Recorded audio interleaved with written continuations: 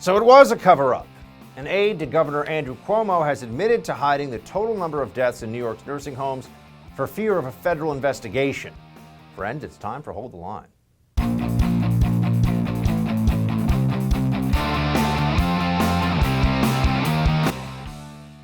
Welcome to Hold the Line. I'm Buck Sexton. The truth is out. The left's favorite governor is a fraud. A top aide to New York Governor Andrew Cuomo has now confessed that his administration purposefully hid the total number of COVID-19 fatalities in nursing homes. It was actually on a private call. It was leaked. DeRosa's admission was first reported by the New York Post. The article reading, quote, Governor Andrew Cuomo's top aide privately apologized to Democratic lawmakers for withholding the state's nursing home death toll from COVID-19, telling them we froze out of fear that the true numbers would be used against us by federal prosecutors. The story continued. The stunning admission of a cover-up was made by Secretary to Governor Melissa DeRosa during a video conference call with state Democratic leaders in which she said the Cuomo administration had rebuffed a legislative request for the tally in August because right around the same time, then President Donald Trump turns this into a giant political football, according to an audio recording of the 2-hour-plus meeting. I mean, there you have it, my friends, straight from the horse's mouth. What many of us have known, in fact, what many of us have been saying for many months, is now confirmed.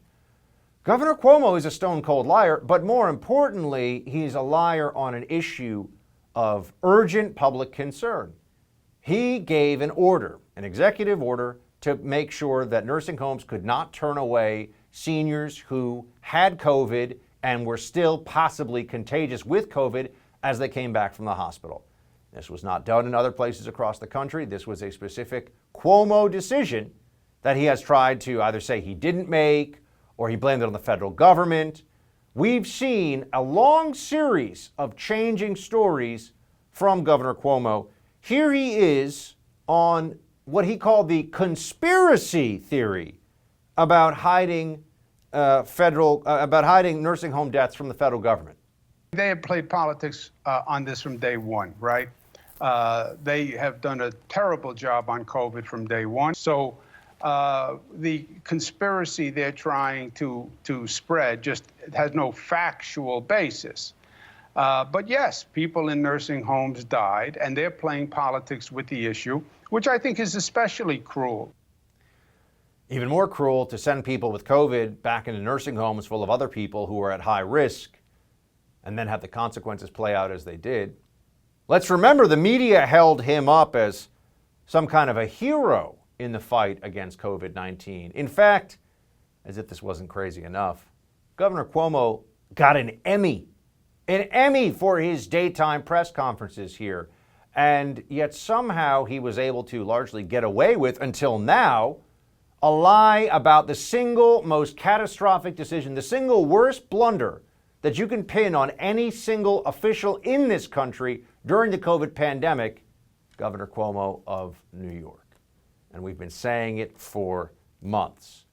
In fact, even as recently as last month, he was still trying to act like this wasn't a big deal, that there weren't politics at work here. Here he was on January 29th. Look, whether a person died in a hospital or died in a nursing home, the people died. People died. A third of all deaths in this nation are from nursing homes. New York State, we're only about 28% only. But we're below the national average in number of deaths in nursing homes. But who cares? 33, 28, died in a hospital, died in a nursing home. Who cares, he says, about an intentional 50% undercount of deaths in nursing homes? You know, the public has to know things like that so that there can be accountability for officials making decisions. King Cuomo, as he is known by many who are paying attention here in New York State, has taken near dictatorial powers into his hands, and he doesn't think that we should at least have the data to see how that's working out for us? He doesn't think that there's some urgency for the public to know exactly what's happened? Maybe we would have been able to focus more resources and provide greater protection to those in nursing homes if we had known how vulnerable they were specifically given the circumstances here in New York. People might have made different decisions, and they had a right to be able to make those decisions based upon data that the state of New York had, but they held from the public. And why were they able to do this? Well, do you think the media wanted to make a problem of this for Cuomo? No. Why is that? Governor Andrew Cuomo was a useful weapon against Donald Trump in an election year. Cuomo turned this whole thing into a federal government catastrophe, you see. Donald Trump didn't do the right things, didn't listen to the science. People died because of Trump. These were the things that Cuomo was saying, and he knew that was all he had to do. The media was in the back of the room clapping for him, the little frauds, the little quislings that they are. In fact, here's just a taste of the kind of adulation they were heaping on Governor Cuomo back when they could still get away with the big lie about the nursing homes. Governor Cuomo out there day after day after day, everything Trump isn't, honest, direct, brave. Real leadership of the kind the President of the United States should have provided. Governor Cuomo is clearly living in a totally different reality, the actual one, than the President of the United States. Governor Cuomo has become a national leader. For a lot of people, Andrew Cuomo has become the leader of the Democratic Party. He is conveying incredible strength. You spoke to National Guard troops today in a stirring speech that, if I wasn't listening carefully, I thought you were sending soldiers off to war. This has been a remarkable show of leadership by Governor Cuomo in recent days. He's providing hope, but not false hope. Governor Cuomo, I think, is one of the heroes on the front lines. With all of this adulation that you're getting for doing your job, are you thinking about running for president? Are you thinking about running for president? Well, now, actually, he probably is in a better position to run, considering that he's a fraud and a liar. Democrats love that kind of stuff. So what will actually happen as a result of this? Oh, wait, one more thing I want to point out. Chris Cuomo, the brother that we saw there, who has his own show over at CNN, totally willing to call out other governors. This was in July of 2020. Can we trust the data from Florida's governor? Oh, that's right. You mean Governor Ron DeSantis, the man who has stood athwart the panic and the insanity and said, stop the lockdowns, let people live their lives, take sensible precautions, and we move forward as a society? That guy? Yeah. Oh, you can't trust his numbers. But Cuomo's numbers, they were only off by 50%, thousands and thousands and thousands of dead people that they just didn't think the public needed to know about. And now we know why, as if we didn't before. Now we've got proof, though. Now we've got the audio from a senior aide who knows exactly what happened here, exactly what the game was that Cuomo was playing, and people's lives were lost as a result of his terrible decision-making. If there's not a need for political accountability for that, why do we even pretend that politicians will be held responsible for their actions? All right, when we come back, we'll get reaction on this stunning story from New York City Councilman Joe Borelli. He's got some choice words for Cuomo. Stay with us. Take me up on this recommendation. Go to doneforyoubuck.com where you can learn more about my friends at Done For You Real Estate. If you haven't checked them out yet, let me make this easy for you. These guys have found a way to make real estate investing easy, and their system flat out works. It allows everyday, hardworking Americans to finally own investment real estate without all the risk and difficulty of doing it on your own. I can't possibly tell you in strong enough terms during this quick 60-second commercial how important it is that you check these guys out. So how about this? If you visit doneforyoubuck.com, at the top of the page is a podcast interview I did with Done For You Real Estate. You can hear my experience with their company in my own words and in detail. How we pick the city, how we pick the house, get the loan set up, close, get a renter in, all of that, step by step. Visit doneforyoubuck.com, listen to the podcast interview, and give my friends a chance to show you what they can do for you. That's doneforyoubuck.com. Learn about my real estate investment journey so you can start yours today at doneforyoubuck.com. This was the actual swab that was being used to fit up that double-barrel shotgun that you have mounted on the front of your pretty face. See, I said I was going to be nice and sweet. I just want a yes, no. And was it trying. this? I was trying. Or was it this? Very hard. Look. Which was it? There's CNN's Bro Cuomo giving a softball interview to his big brother, Governor Cuomo, back in May, laughing, joking about nose swabs, while New York's elderly patients were being forced back into nursing homes under direct order of Governor Cuomo, resulting in the deaths of more than 15,000 people. Well, his day of reckoning may be closer than we thought, as a new bombshell report reveals the state actively covered up the number of nursing home deaths for fear of being investigated by the Trump White House. Joining me now is New York City Councilman Joe Borelli to discuss the details here. Joe, good to see you. You too. Thank you. So, Joe, tell us first what happened here. How did this story break out into the public in the first place about the cover-up? Well, it wasn't Chris Cuomo, I'll tell you that. I mean, although we could concede the fact that the governor does indeed have a very large and ugly nose. But that same week that Chris did that interview, the Wall Street Journal, the New York Post, some other reputable news organizations started asking questions about the true number of deaths. And it turns out that to almost no one's surprise, not even some Democrats are surprised, but to no one's surprise, they were covering up the information. And now the bombshell is that his number two person, the number two highest employee in the state of New York, the secretary to the governor, Melissa DeRosa, she admitted in a call in which she thought was private. I mean, this is the key part of it. This was not a public display of apology or acceptance of responsibility. This was a meeting she believed was private and off the record. She disclosed that they had covered up this fact and this data and prevented people who were trying to get the information through the Freedom of Information Act, et cetera. They covered this up because they were under some sort of federal investigation. Now, we have the letters the DOJ had sent the Cuomo administration. They were supposed to comply within 14 days, and they never did. And this is going on 5 or 6 months at this point. We have 14 senators in the New York State Senate calling for pandemic emergency powers granted to Cuomo to be rescinded. What would this, I mean, they write, without exception, the New York State Constitution calls for the legislature to govern as a co-equal branch of government, while the executive's authority to issue directives is due to expire on April 30th. We urge the Senate to advance and adopt a repeal as expeditiously as possible. Seems like there are at least some who are saying the King Cuomo thing has to come to an end now that this has come to light.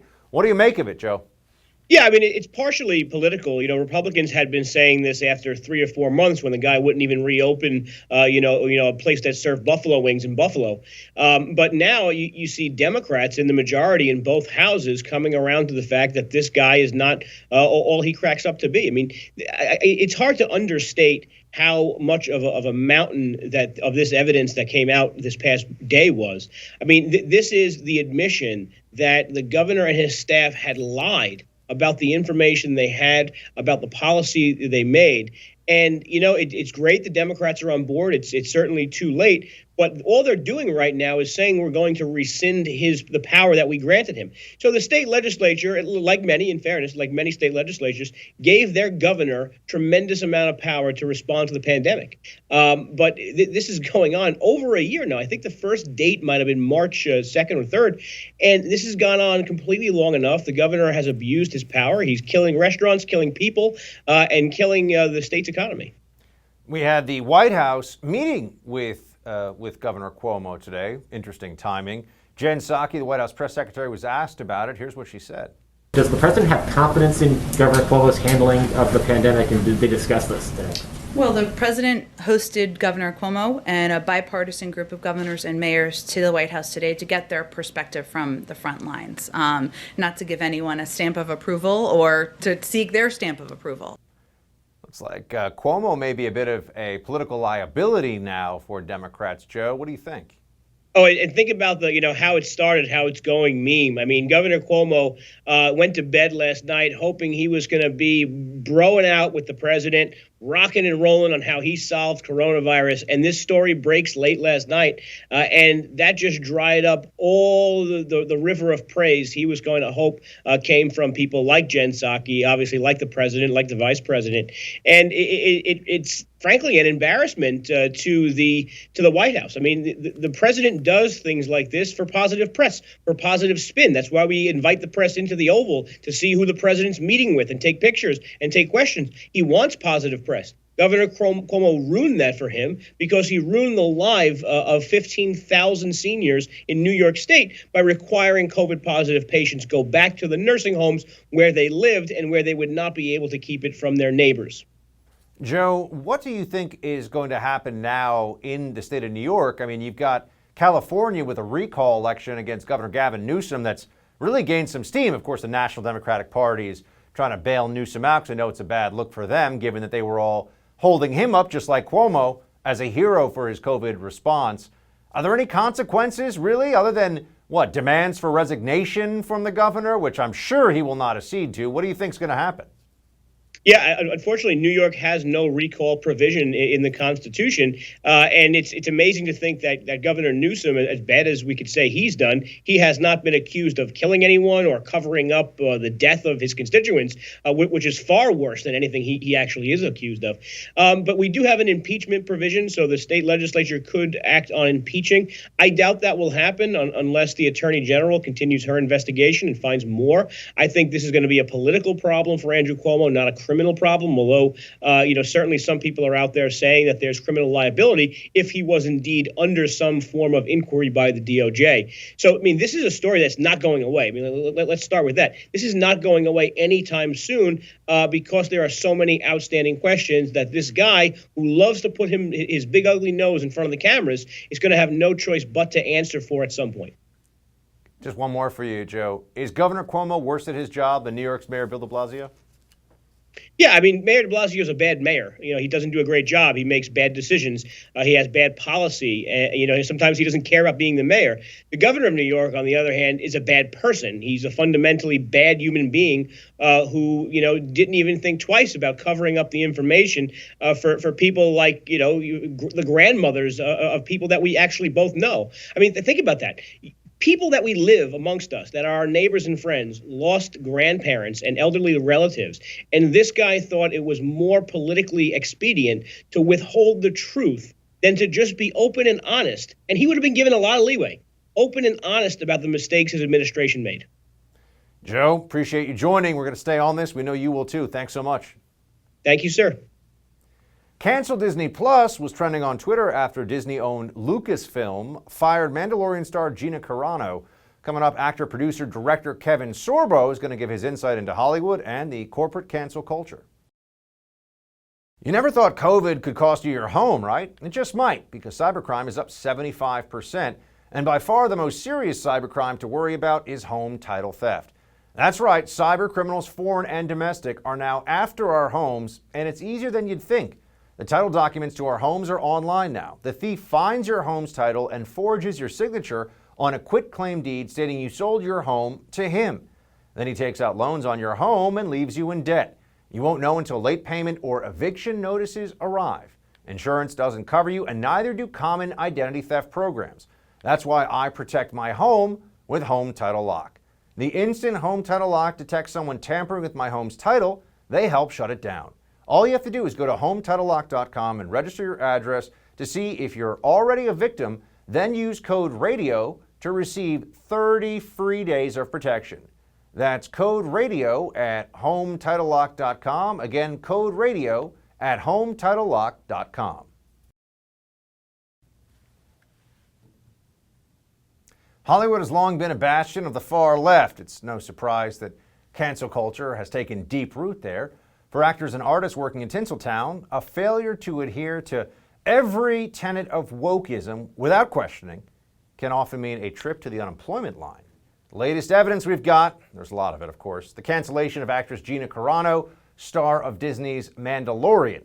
Although Disney claims she was terminated for an Instagram post, Carano's real crime was to express opinions that bucked left-wing orthodoxy. For more on this, I want to bring in one of the brave few voices in the American film industry, actor, director, producer Kevin Sorbo, one of the very few who's willing to actually speak out on his beliefs on these kinds of issues. Kevin, thanks so much. It's good to be here. It's always fun to talk with you guys, and I don't know if I'm brave enough. Maybe part of me is just being stupid at what I've done, because it certainly didn't help my career within Hollywood at all. Well, you got to tell me this. Is it worse now, Kevin, than it's... I know this is the question. We put people on conservative media who say, is it worse now than it's ever been? It feels like it is worse. I mean, when you can actually line up from an outsider's perspective, what Gina Carano shared and what her co-star shared, which Pedro Pascal, which is just very similar from a different political perspective, both making Nazi Germany comparisons in public. One gets fired, one's a celebrated hero to the left. Is it worse than it's ever been?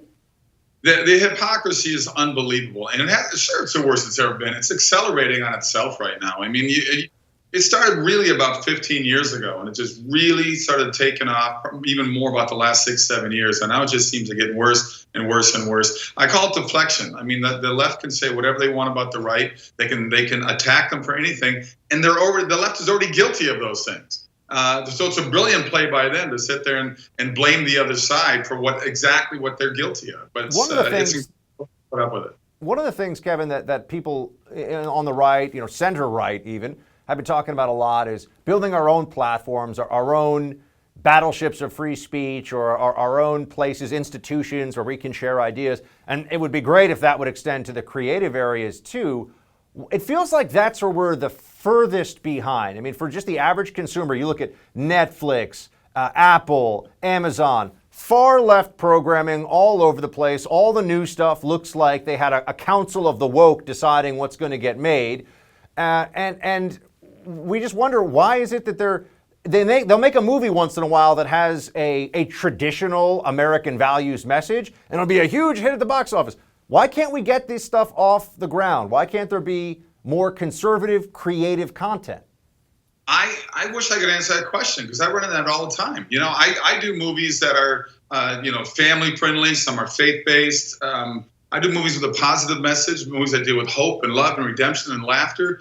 And to find money to raise for these things, when they're only like $3 to $4 million movies, that's the catering budget on Pirates of the Caribbean and an Avengers movie. Those are $300 million movies. And I do movies that have a much better message in terms of the real world. I can never really be Hercules in real life. You can never be Captain America. We enjoy those movies, but the reality is you can't ever do that. So to me, it's just a constant fight and a constant battle to try to raise any kind of money to deal with the culture battle of Hollywood's out there. And occasionally they'll go out there and they'll put something really good out that does really well. But why don't they keep making those movies is beyond me. The ideology is crazy. It's a capitalist industry. You don't think Disney and Paramount and Universal Studios are capitalist businesses to sit there and promote socialism, Marxism as the way to go and things are good? It's like I said, it's just hypocrisy at its highest point. One thing that people have learned with the purge of conservatism out of these social media companies, what we've seen from them, right? The open suppression, kicking the president of the United States off of Twitter, saying he's going to be off forever, by the way. I don't know if you saw that this week. They said, yeah, he's gone for good. It doesn't matter even if he runs again for president. One thing people have realized, though, is that a lot of the push for a purge like that comes from your mid to even lower level employees. It's not necessarily at the top. It's the young, ultra woke, left-wing activists that are 25 to 35, maybe in their early 40s. What was your experience? I mean, when you're in Hollywood and you're seeing how these decisions are made, where were the politically correct decisions coming from? I mean, were the guys at the top the ones that had the most left-wing views, or were they just afraid of boycotts and targeting from others, including within their own company? I think you hit it right on the nail about the boycotts and being targeted. I mean, welcome to the public education system, right? And our universities over the last 20 years. When I was in school, I never had teachers tell me how I should vote or how I shouldn't vote or what religion I should believe in or not believe in religion. That stuff didn't exist. It exists now. And you're looking at the fruit of that from the 30-year-olds and younger that are getting brainwashed in our public schools and our universities. And it's like a club. It's just part of jumping on board. Look, it used to be where we were innocent until proven guilty. It's the other way around now. People can say anything about anybody and go back 20, 30 years. What cracks me up is these people doing this, they need to write a book, because obviously all these cancel culture people and the people that the hashtag Me Too, whatever, they've led perfect, absolutely amazing, sinless lives. They need to write a book and teach us sinners and us losers and us horrible people how to live perfectly like them, because then maybe I could understand how the world's really supposed to work. What do you think about people that are watching this who want to try to take action in their own way? I mean, they look at you, they look at the profile you have because of particularly, Hercules and the success that had around the world, and you have a voice here that they won't have. But everybody has the ability to make their own choices. I had people, even in my own family, sending me screenshots of the canceled Disney Plus subscription that they have. Do you think that we have to fight fire with fire, Kevin, when movie companies or when platforms, distributors take action based on clear politics? Should the folks at home say, I'm cutting the cord, or I'm not downloading, I'm not buying, whatever it may be? Sure, why not? Hit them where it hurts. Hit them in the pocketbook. Like I just said earlier, they're still capitalists. They still want to make a profit. They still want to do good with their stock buyers. Look, I think these people, we all need to start standing up. We all need to start fighting back. I mean, Breitbart said that politics is downstream of culture. Who runs the culture? Hollywood does. So like I said, I'm trying to do movies that have a good message, have a positive message, like What If, God's Not Dead, Let There Be Light, Soul Surfer, Where things can like people, that. and people are watching this right now, where can they watch your movies? Where can they go? Well, you can go online and get them. They can go to kevinsorbo.net. They can sign up at sorbofamilyfilmstudios.com. Look, we're always trying to raise money. If you want to make a difference in it, then help us raise money. Like I said, $3 million sounds like a lot of money to people, and it is a lot of money. But in terms of making movies, that's nothing.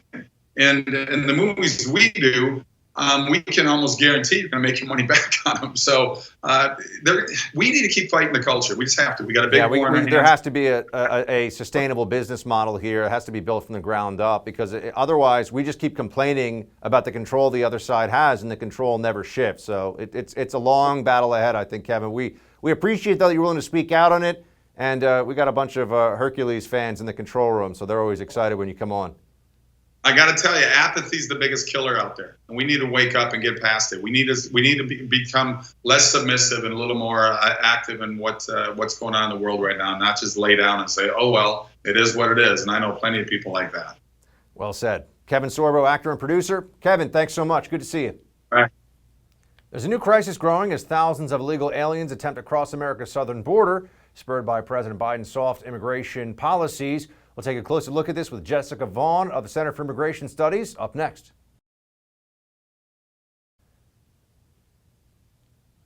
President Biden terminating a Trump order used to fund construction of the border wall, one of several executive orders aimed at undoing the hardline immigration policies of the former administration.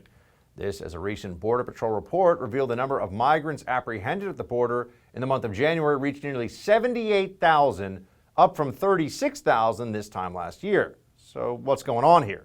Joining me to discuss is Jessica Vaughan, Director of Policy Studies at the Center for Immigration Studies. Jessica, thanks so much. My pleasure. Good to talk with you. So we have a Biden statement on halting emergency declaration. He says, I've determined the declaration of a national emergency at our southern border was unwarranted.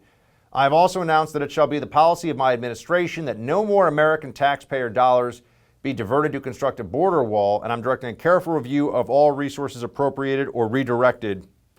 So obviously the wall stops. What else does this mean? Well, this means that all of some of the actions that the Trump administration had taken to restrict the flow of people into the border and to reallocate funds across some of the immigration enforcement agencies are now going to be something that the Biden administration can just dispose of. The problem with this is that the crisis was actually resolved due to Trump's using extraordinary measures to address the inflow of people coming from Central America and all over the world to try to get to our southern border and be allowed in. And Biden's actions like this one and others he has taken, like the deportation freeze and his announcement that he's going to rewrite asylum policies, all of these are contributing to a new emergency that is building at the border. You mentioned the apprehension numbers. Over the last 3 months, we have hit more apprehensions at the southern border than have taken place in 20 years. These are the highest numbers for January and the previous months in a very, very long time. And we also know that the reason so many people are coming right now is because they expect to be treated very leniently by the Biden administration, and they expect to be allowed into the country to stay indefinitely. And we shouldn't be surprised that there is this influx at the border now, and he's creating a new emergency. White House Press Secretary Jen Psaki said this. I wanted to have our audience see it, and then you can react. The president is committed to putting in place, in partnership with our Department of Homeland Security, a moral and a humane process for processing people at the border, but that capacity is limited right now, and it means we're just not equipped to process people at the pace that we would like to do. The president, our entire administration, are committed to digging out of the immoral approach to immigration of the prior administration. The immoral approach, she says. The Biden administration's opened another tent city. We have actually a photo of it here to detain additional migrants at the border. There you have 78,000 is the number, and there you have the actual tent city.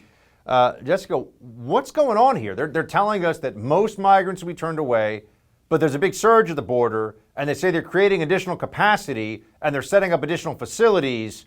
What's really happening? Well, what's really happening is the implementation of catch and release once again, where people are allowed to come in if they come with a child, or if they send a child on their own, or if they ask for asylum or say that they fear return. They're allowed to come in and stay. And those processing centers are only temporary holding facilities. And the end game is simply to let these individuals come into the country knowing that there's never going to be any enforcement of them when they fail to show up at their immigration hearings or simply disappear into the woodwork. And again, they're not testing them for COVID. They are not making sure that they have sponsors. They are not doing anything that would preserve the integrity of our immigration system. It literally is going to be catch and release all over again. And the only people that are getting returned immediately are citizens of Mexico, who are single adults. And we've seen that that's not the majority. There's reporting, Jessica, that the Remain in Mexico policy has ended, and so that now means the Biden administration will allow 25,000 people who had been remaining in Mexico under the previous administration policy to enter the United States. That's 25,000 people all at once.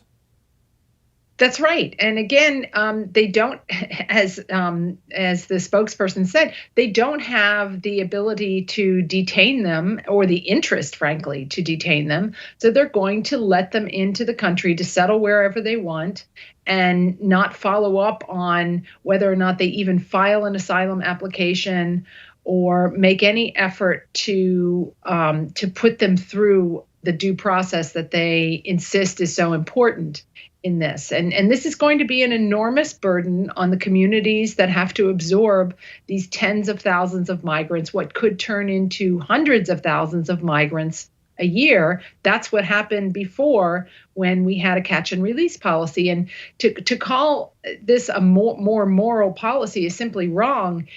It's immoral to have a policy as a nation that encourages people to spend their life savings on a criminal smuggling enterprise to come to this country illegally and put themselves in harm's way and break the law in the process. And it's immoral to have a policy that is going to make it so difficult for Americans and legal immigrants to get back to work and to have a good quality of life in some of these communities. I think, Jessica, we're just at the very beginning of this. We'll have to have you back to continue to update us on it. Thanks so much for joining us.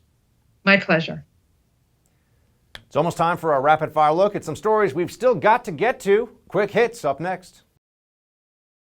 These days, being prepared for the unknown is more important than ever. I'm sure you've noticed the world we live in is anything but predictable, and we could all benefit from something reliable right about now. Well, what could be more reliable than real gold and silver? I'm talking about real gold and silver you can actually hold right in your hands. Call the Oxford Gold Group right now. Learn how easy it is to get real gold and silver sent securely directly to your home, or how you can have real gold and silver placed in your IRA or 401k. Don't wait for inflation to kick up. Don't wait for a major financial correction. You know, with the trillions of dollars of spending happening right now in this new Biden administration, that it's only a matter of time. Take action today. Just call the Oxford Gold Group at 833-600-GOLD and ask for your free guide on owning gold and silver. Again, call the Oxford Gold Group right now at 833-600-GOLD. The Oxford Gold Group is the only gold company I trust. Call them right now, 833-600-GOLD. One more time, that's 833-600-GOLD. Dr. Fauci doubles down on masks for a while, and a White House flack viciously attacks a female reporter. Those stories are tonight's quick hits. Let's start with the Fauci. Dr. Fauci. Here he is.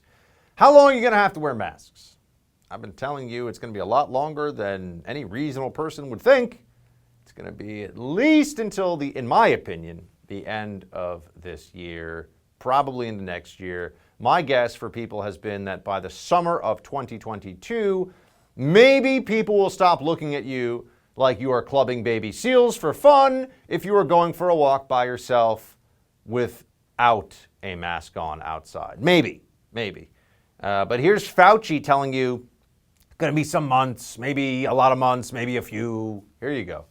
And hopefully, by the time we get all the people vaccinated, let's say 70 to 85% of the people vaccinated, the level of virus in the community could be so low that you could start pulling back a bit on what are stringent public health measures. You don't want to do it all at once, but I think we're going to be wearing masks for several months into the future. Several months? He's also said by next winter. So just start. That's his opening offer is next winter. You're wearing masks until then. And you have to wonder, why stop there? What about the flu? Isn't that bad? Doesn't that kill people every year? You're going to be masking up for... There's no problem with masks, they tell us. It's not a big deal. Why not just do it? It's like a seatbelt, they say. Except you're not wearing a seatbelt all the time when you're outside your home, are you? Yeah, that's what they're telling you. Get ready for that fight, because there are people that think that really you should just probably mask all the time. Because human beings now, we've convinced a large segment of the population, unfortunately, that human beings are actually just vectors for disease, and you have to always be cautious of the possibility of a human being breathing too close to you could kill you. And that's the way we view each other now, thanks to the panic and the freak out that has been created by Dr. Fauci, as well as much of the mainstream media. So there's that. In terms of the vaccinations, they had a little problem, the Biden administration. You'll recall they said they were going to get $100 million in the first 100 days. Woo, amazing. Except when Biden took over, they were already doing about $1 million a day. So that's like saying, I'm going to do exactly what my predecessor did, and I want you to think that I've somehow been so much better than him. So they had to change their tune on that. Now they're creating this storyline that Trump had no plan. There's all the stuff that we knew he was going to say. Here's Biden. It's no secret that the vaccination program was in much worse shape than my team and I anticipated. We were under the impression and been told that we had a lot more resources than we did when we came into office. We've only been here 3 weeks, but we've learned a great deal in those 3 weeks. While scientists did their job in discovering vaccines in record time, my predecessor, be very blunt about it, did not do his job in getting ready for the massive challenge of vaccinating hundreds of millions of Americans. He's not near anybody from what we can tell. He's already been vaccinated, and he's still wearing a mask. Oh, he has to set an example? So the example is wear a mask after you're vaccinated and there's no one around. That's the example he's actually setting. I know people think, oh, it's just some visual. But no, he's telling everybody, get vaccinated, still mask up. Get vaccinated, still social distance. And wear a mask even when there's no one around you. Okay, that's what we're against. But on the vaccine front, yeah, they're of course going to say this so that they can set the bar as low as possible for Biden.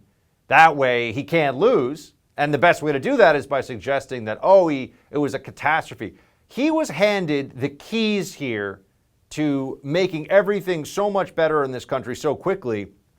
If only they would put aside lunatic left-wing policy and allow the American people to get back to their lives, get their businesses open, get back to work. He was handed the vaccine. Now we just have to distribute it. But he's making it sound like it was all so difficult for him.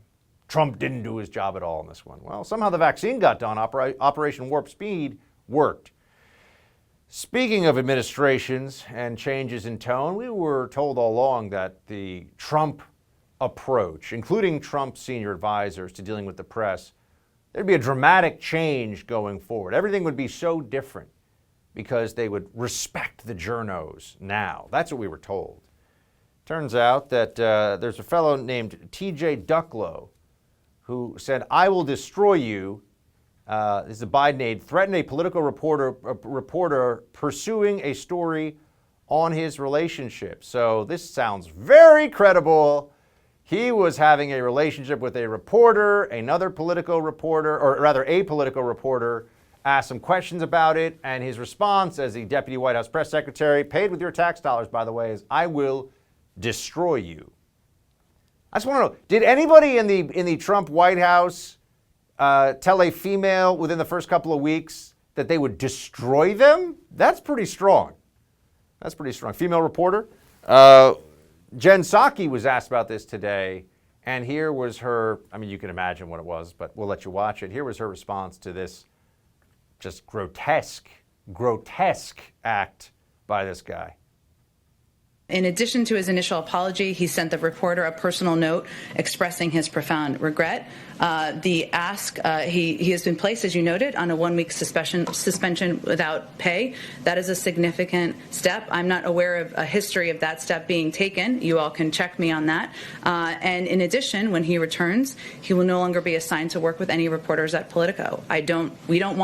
No one wants anyone to feel uncomfortable, to be put in an uncomfortable position, and that's not behavior that we will tolerate. So those were the steps that were taken, and we felt it was a serious punishment. Worth remembering that Joe Biden said that if there was any sexism or anything like that at all, he would, from his administration, he'd fire the person on the spot.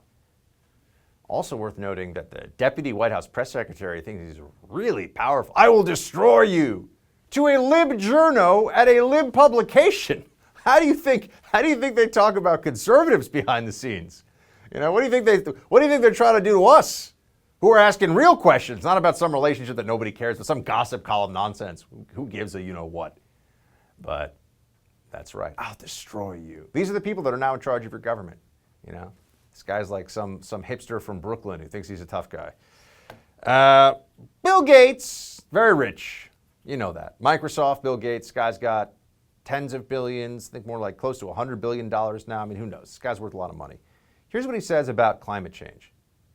You believe this is the toughest challenge humanity has ever faced? Absolutely. The amount of change, new ideas, it's way greater than the pandemic, and it needs a level of cooperation that would be unprecedented. That doesn't sound No, feasible. it's not easy. But hey, we have impossible. 30 years. We have more educated people than ever. We have a generation that's speaking out on this topic. And, you know, I got to participate in the miracle of the personal computer and the internet. And so, yes, I have a bias to believe innovation can do these things. This is a religion, right? You get that. This is Bill Gates' religion. He's actually an atheist. This is his religion. This is what he wants to impart on the rest of the world with his tens of billions of dollars at his disposal, that we are fighting an existential struggle against CO2. That's what he's telling you. Yeah, this isn't about conservation. It's not about keeping plastic out of our rivers and drinking water, all things I'm all for. No, this is about the fight, the existential struggle against CO2, which will require an entire and global reordering of society. He makes that pretty clear as well. Like I said, a religious belief. And I feel like I shouldn't send you out on the weekend with Adam Schiff being one of the last, but we'll make fun of him. So here, I mean, Adam Schiff is a bad guy and a liar, and here's what he says about Trump. The GOP leadership is becoming little more than a cult, and a dangerous cult. That photo you showed of Kevin McCarthy and Donald Trump, you know, what Kevin McCarthy is saying in that photo is, I don't stand for anything, I don't care about anything, except my own personal ambition. And if I have to embrace someone who just incited an insurrection against the Capitol that resulted in multiple deaths, then I will do it. And that is sadly where the GOP leadership is at in Congress. And that's part of the reason why the Capitol looks like an armed fortress right now. That's the second time I think I've seen Adam Schiff say that he was angry that Trump incited an insurrection. I know he said it once. It sounded like he was about to say it a second time. Weird, right? Weird stuff. Quite a slip there. But he's also the worst, most dishonest person in the United States Congress. I think you could make that argument. So Adam Schiff, everybody, saying it's a cult. Who's really leading a cult? The people that want to just move on with life, or the people that are now having an utterly pointless trial of a former president that is not going to end up doing anything anyway. Well, that is it for tonight's Hold the Line. Thanks for being here with us. The No Spin News with Bill O'Reilly is next. Shields high.